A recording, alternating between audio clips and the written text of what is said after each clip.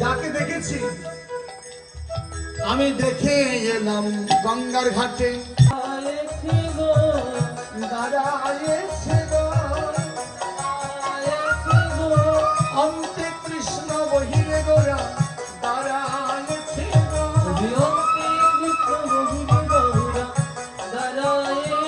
গো পাকা নয়ন পাকাইয়ে দাঁড়ায়েছে গো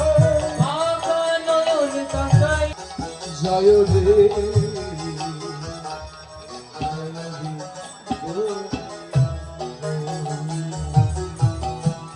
মায়ের ঠাকুর বলছেন জয় রে গৌরা শ্রী সচিনন্দন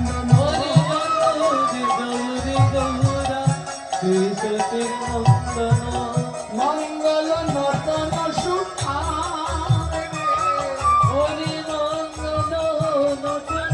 সহস্র অস্পরিগণ মোহিত হয়ে যেত শুধু আমাকে পাওয়ার জন্য। জানো দেবী, তাই আমি আজ আমার এই সুন্দর লাবণ্য দেহে আমি ছাই ভস্য মেখে পাগল হয়ে আছি। দেবী তুমি জানো না আজকে আমার এই মাথার ক্যাশ কেন জটা হয়েছে? প্রভু তা তো জানি না। যোগী শিবন আপনার সাধনা করে, কিন্তু প্রভু একটা কথা কি জানো, যোগী ঋষিগণ যদি আপনার সাধনা করে আপনি এই কৈলাসে বসে কার সাধনায়? আজকের আমি দ্বারকায় গিয়েছিলাম, দ্বারকায় গিয়ে আমার প্রাণ গোবিন্দকে দর্শন করার জন্য বা নারদ পার্বণ আমার কেশরাশিকে জটা বানিয়েছে। কেন? আমার মধ্যে যেন আমি যে সুন্দর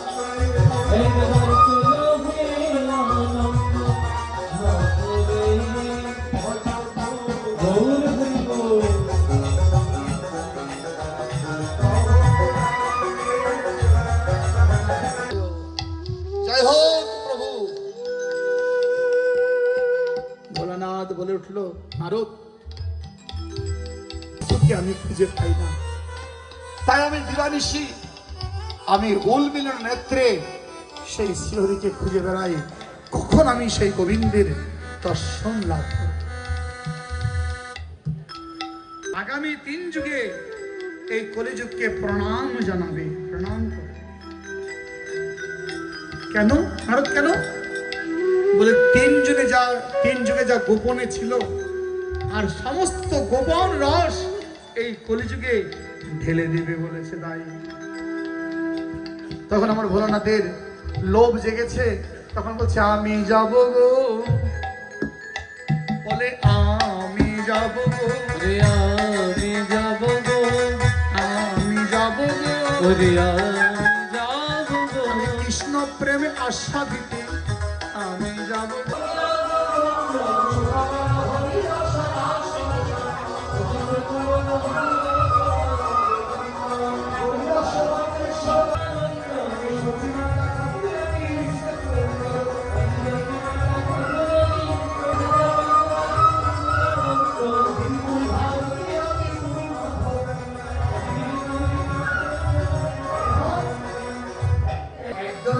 জীবনের বৃত্তান্ত বলতে যায় তাহলে ওইগুলো চিন্তন করা সম্ভব।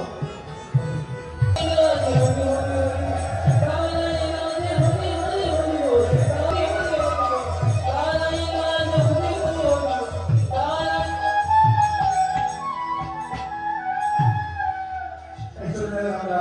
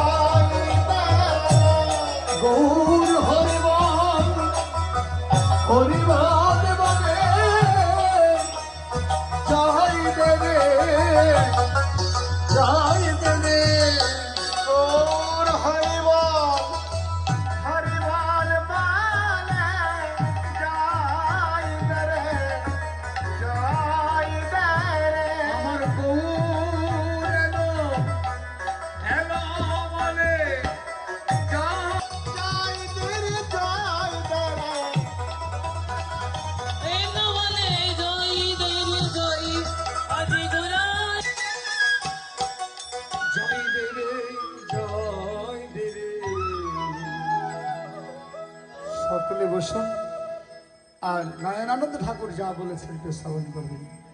জয় রে গৌরা শ্রী সচিনন্দ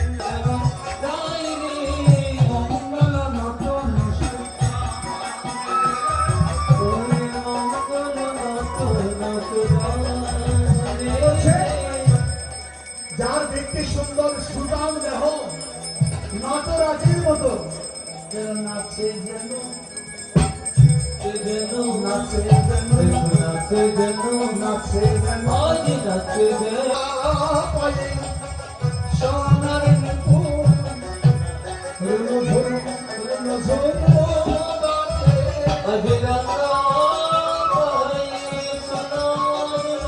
আনন্দে আনন্দে শিবা শশীরাম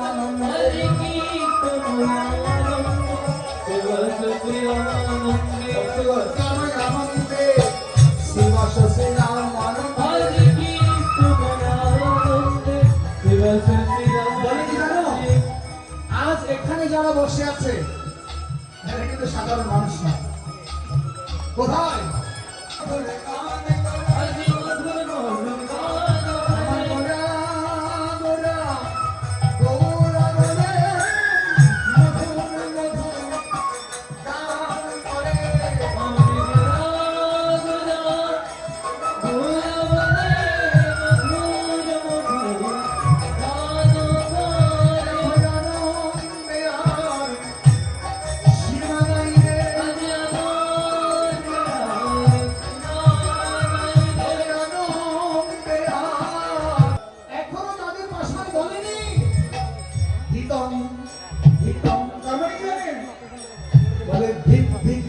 মানব জন মানব তাহার মানব জন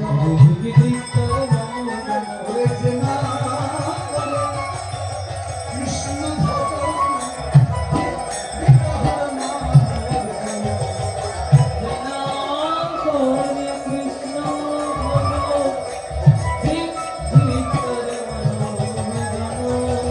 সন্ত করতালে ঘন্টা রববেলি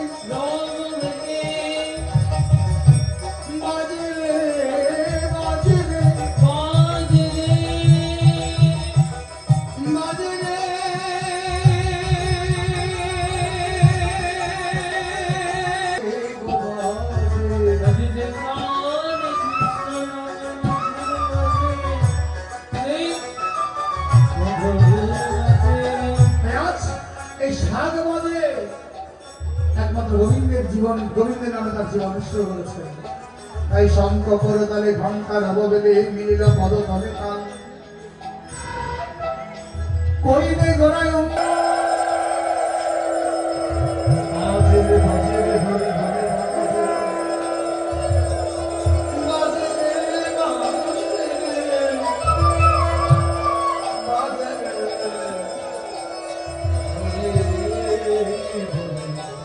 অসুর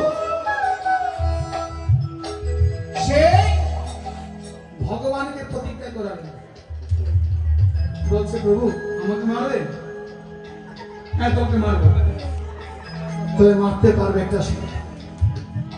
প্রভু রে আমি জানি তুমি কে,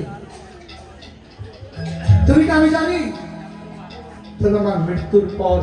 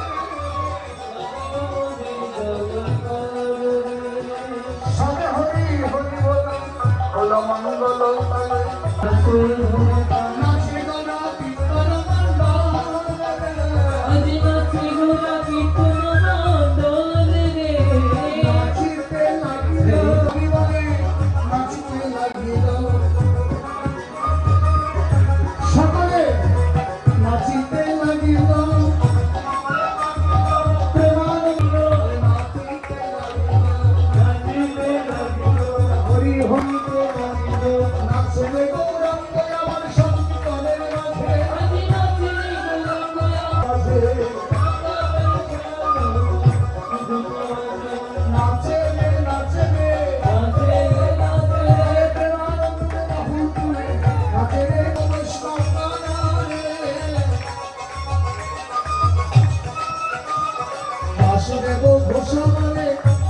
রাম